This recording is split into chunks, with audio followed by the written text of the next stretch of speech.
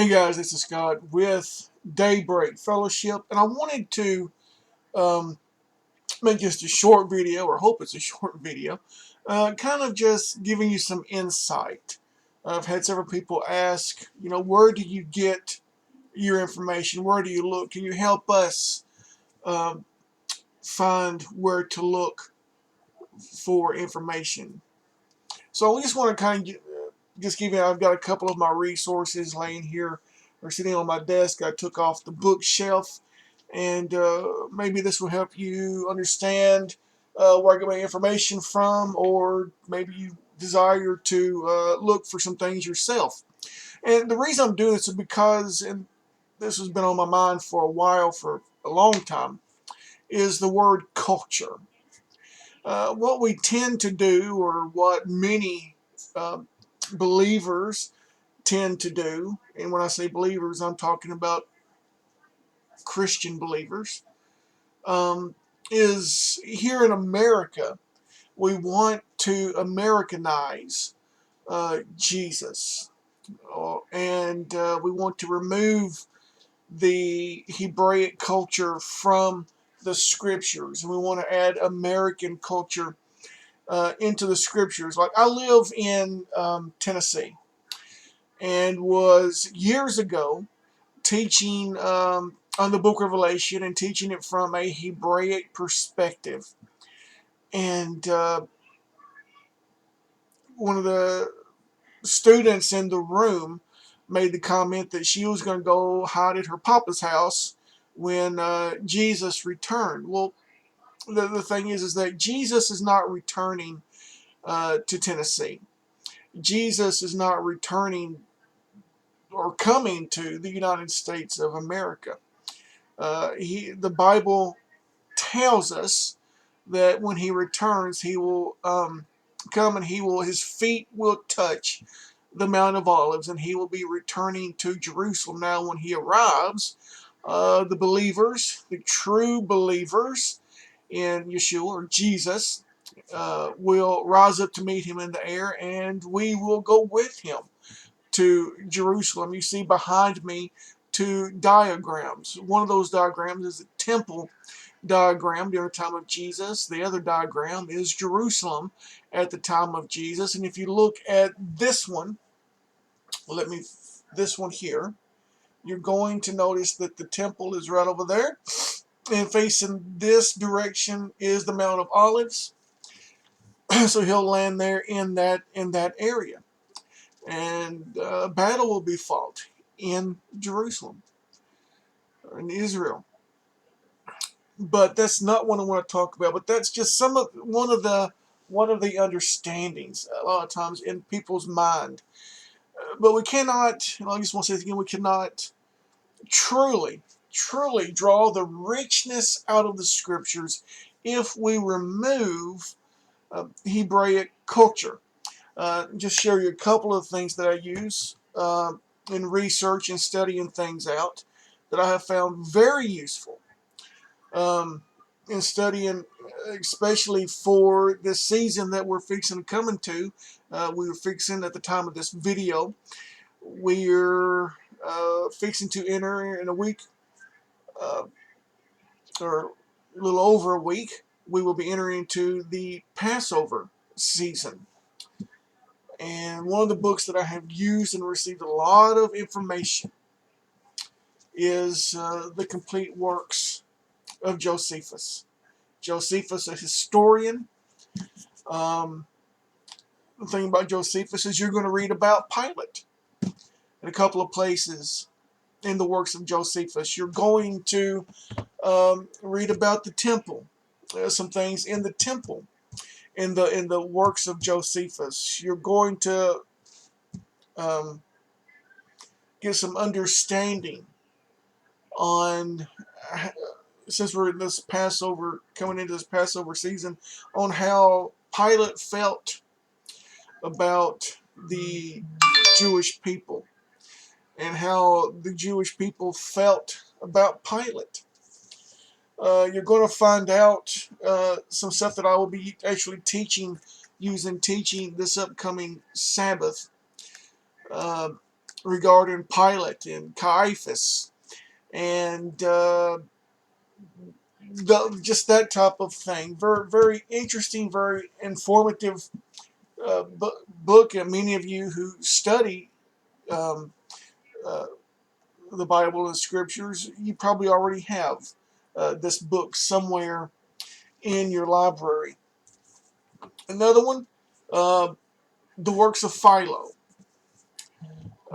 Another historian, uh, Philo, if I'm thinking correctly, Philo was alive during the time of Jesus, but Philo talks in his writings um, about Sinai when God gave His law, some things that took place there. Philo was a little deeper than Josephus is. He uses a lot of allegory in his writing. So Philo is maybe a little bit harder to understand. So in those two books, you've got a lot of information already that someone else has put together for you. Another series of books that I have is a history of the Jewish people in the times of Jesus Christ. And so this is I think it's a four volume set. This is put out by Henderson, the same people that put out Philo, that put out Josephus. A lot of information in the book. It's gonna once again give you an idea of what was taking place in the time of Jesus as Jesus walked the earth. It's going to give you information on some key players and some things that people you read about in the Bible. Going to help you to understand that. Um, Another resource. This book is an older book. Archaeology and Bible history. This book is older, as I already said, so it is probably 30 years or more behind where we are today, but still very good information. This book, I was a minister for several years in the United Pentecostal Church, and you had a reading list. You had to pick books from that reading list to get your license, to get your ordination. And one of the books that was on the reading list that I got was the Tabernacle, the Priesthood, and the Offerings. So this is a very good book. And of course, it's going to give you information on exactly what it says. It's going to give you information on the tabernacle, on the priesthood, and on the offerings. You're going to learn a lot. I've done a study several years ago. Another teaching that we've done, a series on the tabernacle. I don't think that we recorded that series. But we learned about the colors, the significance of those colors, what the fabrics represented uh, on the tabernacle, and still those veils and things that were hung in the temple. Josephus, when he talks about the temple, he's going to tell you a lot about the veils that was in the temple. This book, The Life and Times of Jesus the Messiah, uh, by Alfred Eldersham. Very, very informative book. And once again, someone's already done the work for you. All you got to do is look it up, do the research, read it. But even Alfred in his writings, and some people um, more Hebraic leaning people may not care too much for Alfred. Some do, some don't. Alfred was uh, of Jewish descent and converted to Christianity. And so he gives you a lot of information in this book about what Jerusalem looked like during the time of Jesus, what the temple looked like during the time of Jesus. He gives you some insight. All right, I'm going to be talking about this in this coming week's teaching about some things inside the temple. Uh, Alfred is going to tell you, and he's about the third person that I've heard write about this, and I've heard some talk about this and teach on this. But the veil that they talk about that was in the separated the holy place from the holy of holies for years, and even I used to teach it that when Jesus died on the cross at the crucifixion, that veil rent. It was an impossibility for that veil to rend. That separated the holy place from the holy of holies because it was more than one veil. There were two veils, so that veil could not rent down the middle. But there was more, and this is all I'm going to say right now, but there was more than one veil that was in the temple. Another resource, idioms in the Bible explained by George Lamza. Hebrew idioms. Uh, there are several of those in the New Testament. If we don't understand that, then we get a wrong understanding of what the apostle said, what Jesus said. One of the major, to me, in my mind, one of the major idioms that is that we find in the New Testament, and it's very misunderstood because, as I've already said, we've removed the Hebraic culture and the Hebraic understanding from the scriptures.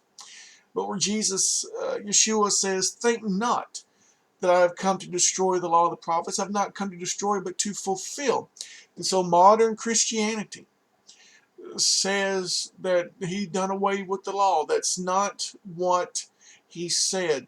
What did the hearers? We need to strive to understand what the hearers heard when Yeshua taught, what he said. What they heard and understood when he said that was, I've not come to teach the law and the prophets incorrectly. Now, let me stop right there shortly. And we see this uh, teaching of incorrectly when he taught, when he's stopped by the Pharisees and Sadducees and the scribes and stuff, and they ask him, why do your disciples not wash their hands according to the tradition of the elders? And Yeshua's response is, why do you break, paraphrase, and why do you break the commandments of God, teaching your man-made traditions as commandments? And he says, well, did Isaiah say? And you look up where Isaiah says this, and you find what Jesus is saying there. So he says, I didn't come to teach it incorrectly, if I could say it this way, because there's enough of that going on already. But I've come to teach the law and the law correctly, to teach it the correct manner. And so that is just one example of a Hebraic idiom that we find in the scriptures. Now, another resource by Alfred is the temple, its ministry and service. When I taught on the tip, and he's got this is by William. Let me move my hand. William Brown, the tabernacle, its priest and its services. When teaching on the temple and the tabernacle, these were two very, very useful resources. And just let me say this again. The people have already done the work for you. All you've got to do is dig it out, research it, look for it, and it's already there. Um, this book, the Mishna. If you're not familiar with the Mishna, I want to try to very simplify what the Mishnah is. I want you to think of church denomination, and every denomination has a manual. And that manual gives you etiquette, gives you insight into the rules, the laws of that denomination, how to conduct yourself in certain situations. Well, the Mishnah, very simply put, is the same thing. I believe it was finally put in written form around 200 AD. When they finally put it in a written form, before that it was verbal from one person to, or oral, passed down orally. But I want to give you an example of what the Mishnah tells us. And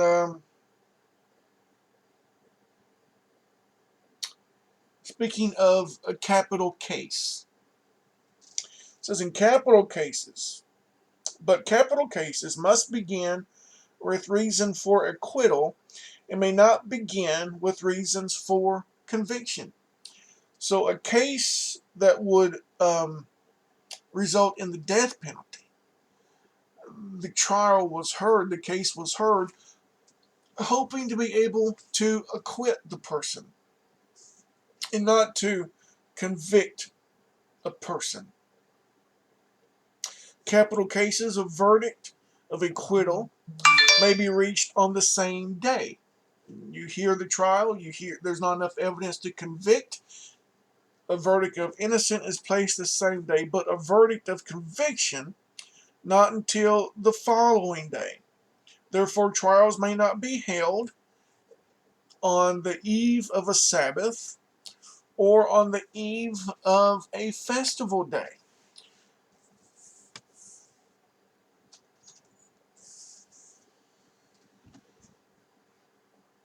So here, the Mishnah, with just the two things that I have read, the Mishnah tells us automatically that the trial of Yeshua was illegitimate. It was not a lawful trial. Well, we wouldn't know that if we didn't have the Mishnah. A couple more that I'm just seeing here that were already on my desk. The Septuagint. I have got much use out of the Septuagint. Septuagint is the Old Testament, the Hebrew Scriptures, that was translated into Greek, not by modern day scholars, but by scholars who were very familiar. Some were rabbis. And when you look, let me give you an example of how the Septuagint is very useful. Deuteronomy 6 and 4. Hear, O Israel, the Lord our God is one, Lord. In a congregation or a group that I used to lead, I had a Baptist Jew that attended there and would sit on the front row of our meetings. And when I would use that scripture or reference Deuteronomy 6 and 4, he would always hold up three fingers and he would say the Trinity. And I would say, no, that's not what is being taught there. So to drive that point home, that because the word for one is echad, and so people say, what means unity or plurality? That's not the understanding that we get from that. You can go to, and the reason one of the things I do with this is you go to the New Testament, where Yeshua, Jesus, is quoting Deuteronomy 6 and 4. And you look at the Greek word that he uses, and the Greek word is heis. And the Greek word has only one meaning. Now, there are other words in the Greek for unity. There's other Greek words in the Greek for to use as a multiple or a plural. But the word that Yeshua uses when he quotes Deuteronomy 6 and 4 is one. That's all the word heis means. One.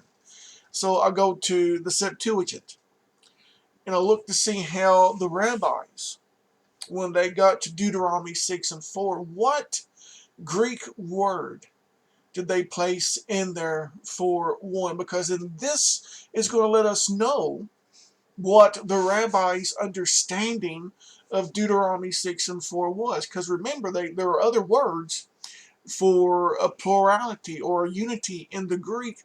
And you go to the Septuagint and you look at that verse, and the word that they use to describe God is the Greek word heis, which simply means one. Not a plurality, not a unity, one. God is one. And moving on from that, I use uh,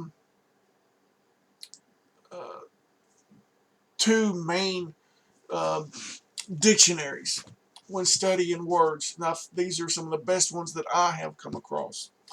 And this one is the Complete Word Study Dictionary of the Old Testament. I have used this very, very much.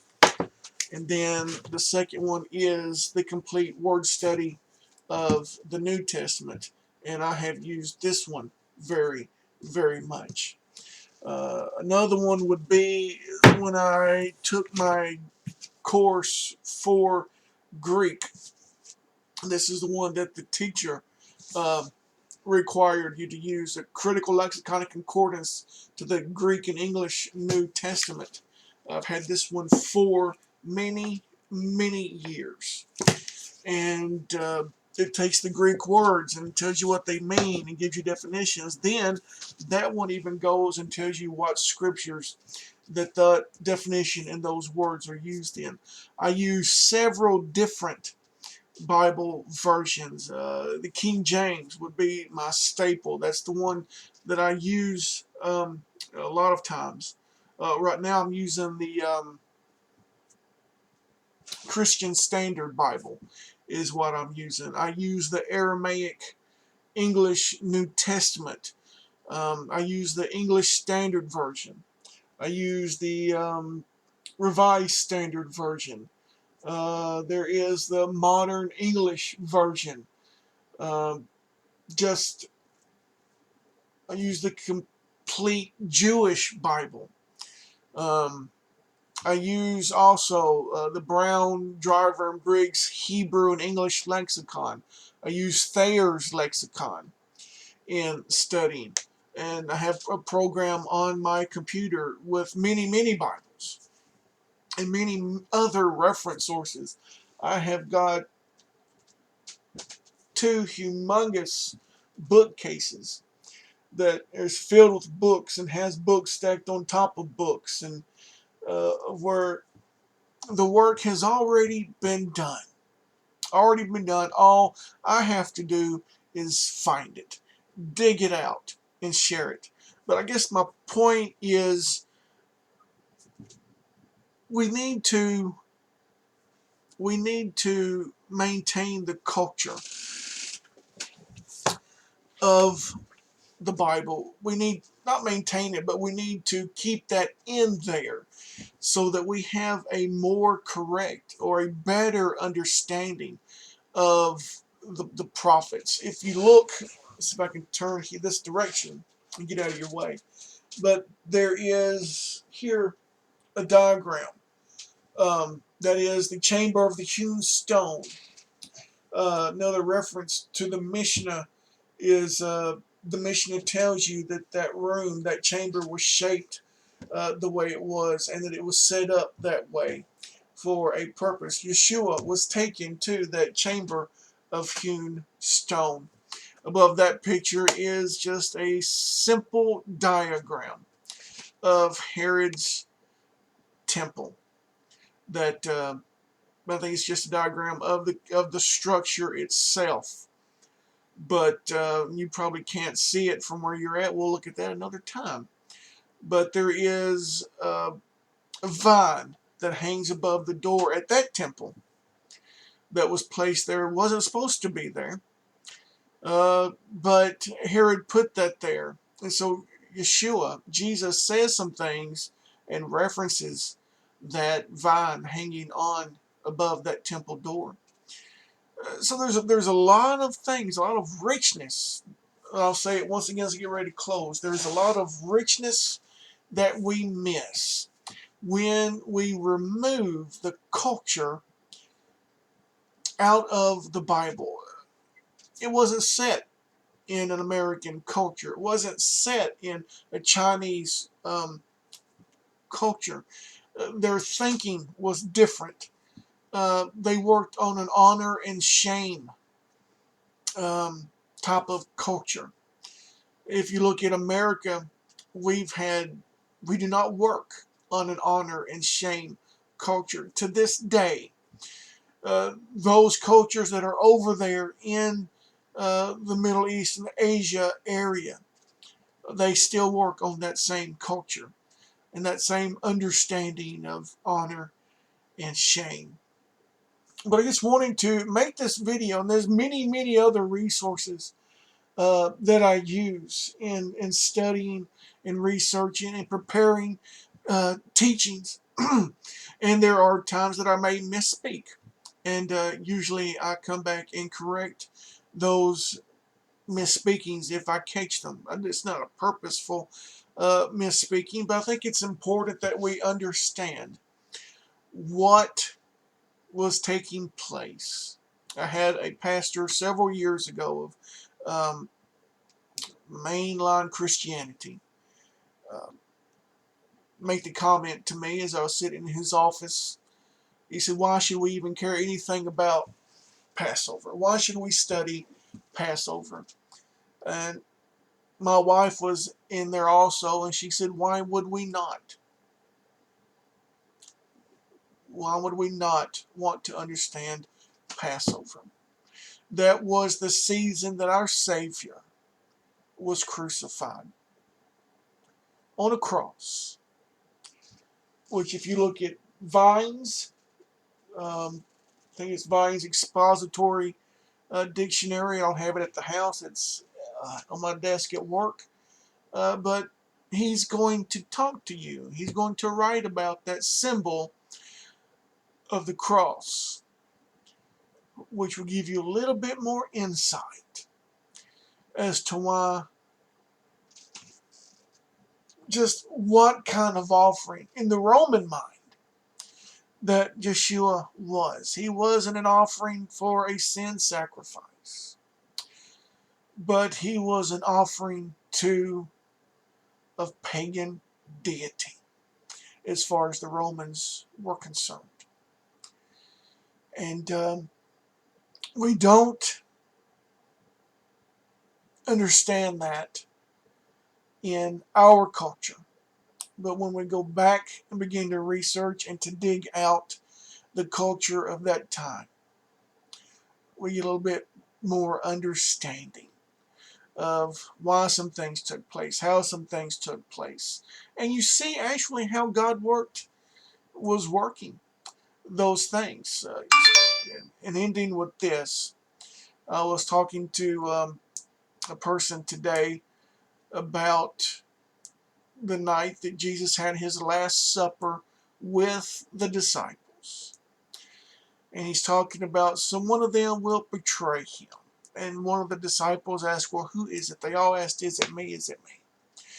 And then Yeshua says, "It is the one who," one's going to say, "dips his bread in the sop with me." Another one's going to say that he hands the sop too. And we know that that was Judas. But do we understand, without putting the culture into the mix, do we understand that Judas had no choice but to take that sop from Jesus, or to dip his bread in the bowl with Jesus? No choice. Had he not, then this is where the honor and shame culture would have been revealed. Thank you for watching. Until next time. Shalom.